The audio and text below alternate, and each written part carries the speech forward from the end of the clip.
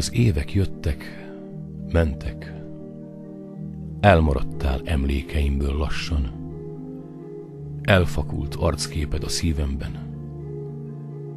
Elmosódott a vállaidnak íve.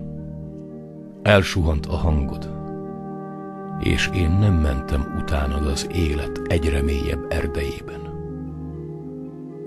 Ma már nyugodtan ejtem a nevet ki. Ma már nem reszketek tekintetedre. Ma már tudom, hogy egy voltál a sokból, hogy ifjúság, bolondság. Ó, de mégis, ne hidd szívem, hogy ez hiába volt, és hogy egészen elmúlt. Ó, ne hidd!